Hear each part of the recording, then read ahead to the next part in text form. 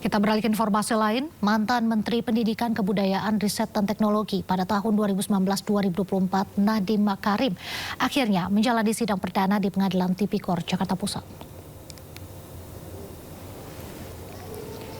Sidang perdana dengan agenda pembacaan dakwaan untuk mantan Menteri Pendidikan Kebudayaan Riset dan Teknologi 2019-2024 akhirnya digelar hari ini. Sebelumnya, sidang sempat 2 kali tertunda akibat Nadiem Makarim sakit. Nadiem merupakan terdakwa dalam kasus dugaan korupsi pengadaan perangkat teknologi informasi dan komunikasi berupa Chromebook. Atas surat dakwaan nomor bukan analisis hukum yang mendalam dan bertanggung jawab sejak awal proses peradilan. Terdakwa terlebih dahulu. Dan pemirsa, mari kita simak bersama keterangan pers yang akan disampaikan oleh kuasa hukum Nadiem. Yang mengelola teknologi, sehingga sebagai syarat IPO harus ada integrasi antara perusahaan teknologi dengan perusahaan transportasi. Jadi transaksi 800 miliar itu adalah transaksi korporasi ya, yang merupakan transaksi equity, debt to equity swap ya, sehingga tidak ada aliran dana yang keluar. Aliran dana yang digunakan oleh PT Akap untuk membayar pembelian saham mayoritas ya, hampir 99% sebesar 800 miliar diterima oleh PT Gojek, kemudian digunakan oleh PT Gojek untuk membayar kembali hutang-hutang PT Gojek kepada PT Akap, yang mana memang hutang-hutang itu timbul juga karena adanya aktivitas dukungan operasi Gojek untuk operasi PT Akap. Nah, itu yang pertama. Dan yang kedua, bahwa semua uraian jaksa itu sangat membingungkan antara apa yang dilakukan oleh pejabat-pejabat yang memang berwenang untuk melakukan pengadaan dengan apa yang menjadi tanggung jawab dan kewenangan Pak Nadiem sebagai menteri. Jadi tadi sudah dijelaskan bahwa Pak Nadiem itu hanya menandatangani peraturan menteri, ya, di mana ada 11 lampiran di situ. Ya, 11 lampiran yang dibuat oleh masing-masing dirjen terkait. Salah satu diantaranya adalah berkaitan dengan alat TIK. Nah, di alat TIK itu seluruh spesifikasinya ya dibuat oleh dirjen. Nah, begitu juga semua ilustrasi dakwaan itu semua adalah suatu persepsi dengan mengkaitkan adanya keterangan-keterangan yang dibuat oleh orang lain terhadap apa yang disampaikan oleh Pak Nadiem. Nah, keterangan seperti ini ya, bukan merupakan keterangan yang langsung diterima dari Pak Nadiem sebagai menteri. Tadi dikatakan Pak Nadiem satu-satunya yang dia tanda tangani adalah peraturan menteri. Dia tidak pernah terlibat dengan pengadaan. Nah, kemudian juga terungkap tadi pertanyaan dari Pak Nadiem bahwa kenapa kebijakan yang menghemat keuangan negara setidaknya 1,2 triliun dengan penggunaan CDM tetapi dipermasalahkan. Justru ini menjadi satu pertanyaan besar tadi diajukan oleh Pak Nadiem, ya. Kenapa kebijakan untuk mengganti penggunaan sistem yang jauh lebih mahal yang menggerogoti anggaran selama ini justru dikriminalisasi?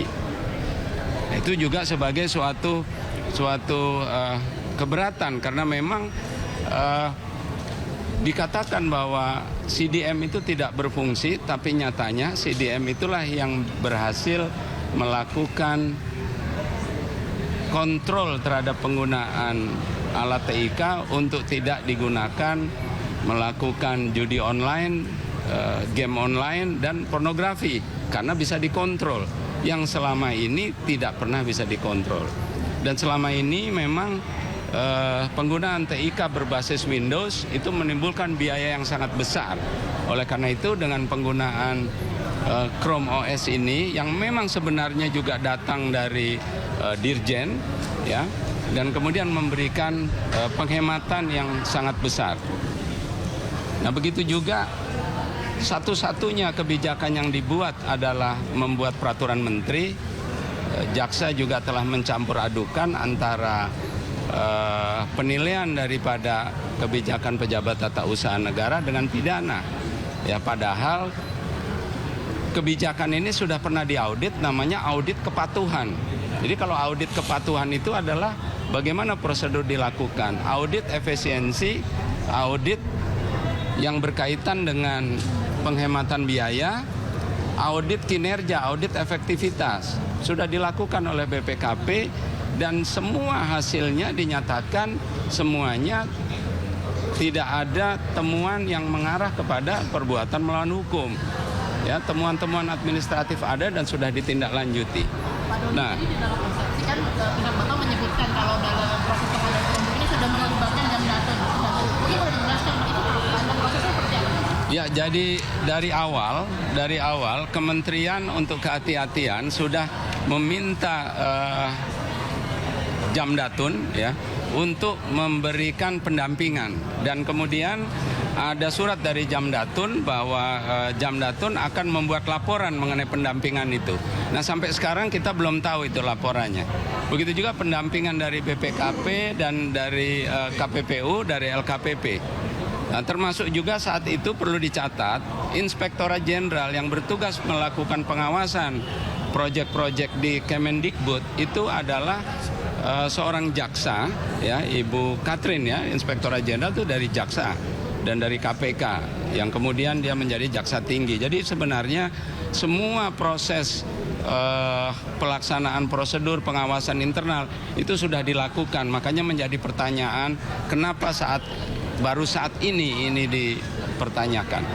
Ya, dan semoga pengadilan ini bisa memberikan keputusan yang mencerminkan rasa keadilan dan kemudian bisa memberikan suatu kepastian hukum bagi profesional-profesional muda yang ingin mengabdikan tenaganya, mengabdikan keahliannya untuk bangsa dan negara tanpa rasa takut dikriminalisasi untuk melakukan perubahan. Karena apa yang dilakukan oleh Pak Nadiem ini sebenarnya karena Pak Nadiem melakukan perubahan. Terima kasih. Tadi sebelum dimulainya eksepsi kan Pak Nadiem berkata akan memberikan keterangan kepada kami. Namun kan sudah dua kali persidangan, apakah Pak Nadiem ini enggan atau ada? Ya, ini juga tadi kami juga kaget waktu hakim itu memerintahkan ada berapa orang tentara ada di dalam ruang sidang. Jadi saya juga terkejut ya, kenapa ada tentara? Apakah mungkin ada apa yang berakibat adanya keamanan asing ya?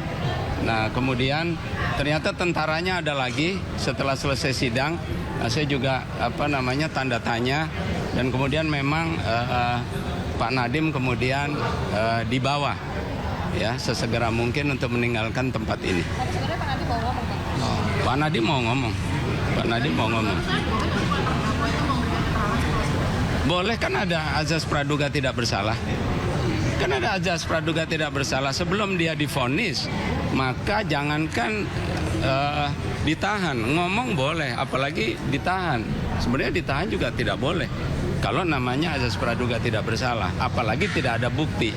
Tadi dikemukakan bahwa di dalam dakwaan yang dikatakan berkas lengkap itu tidak ada bukti sama sekali yang mendukung dakwaan. Nah, jadi pertanyaannya tadi Pak Nadiem, apakah proses persidangan ini baru mau mencari alat bukti? Pak, tadi kan Pak Nadiem juga sempat meminta keterangan Pak. Ya, jadi memang karena juga belum ada alat bukti, ya sampai sekarang belum ada alat bukti dan sesuai azas praduga tidak bersalah, maka seharusnya dalam menghadapi persidangan ini, kalau memang tidak ada hal-hal yang perlu dikhawatirkan, maka Pak Nadiem seharusnya bisa tidak dilakukan penahanan terhadap Pak Nadiem. Terima kasih.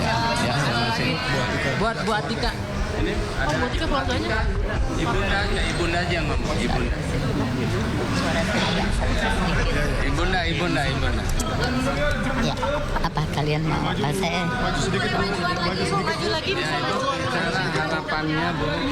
Iya, Soal dakwaan sama tadi eksepsi yang disampaikan oleh Pak Nadiem ini bagaimana? iya, saya sangat dakwaan tentu saja saya agak sedih dengan dakwaan, tapi itu kita udah tahu semua ya, udah cukup lama. Eksepsi dari lawyers itu bagus sekali, tapi saya yang paling lega adalah bahwa Nadiem bisa menyatakan perasaan dia yang terdalam mengenai kasus dia dan cita-cita dia dan perasaan dia di dalam keinginan untuk membangun negara ini. Saya rasa semua kalau dijalankan dari hati dan mengenai sesuatu yang benar itu orang akan mengerti itu sebab datangnya dari hati, dan itu mengenai kebenaran ya, kebenaran itu selalu harus diucapkan dengan keberanian. Karena kalau kita benar mesti berani gitu.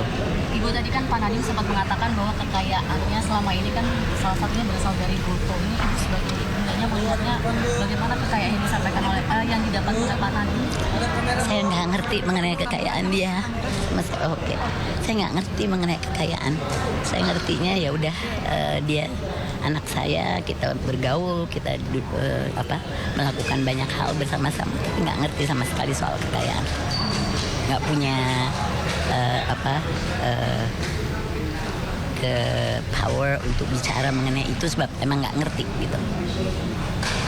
Oke. Terima kasih. Jaksa kayaknya mau doorstop Ibu Atika. Jaksa kayaknya mau doorstop kayak biar double cover both side.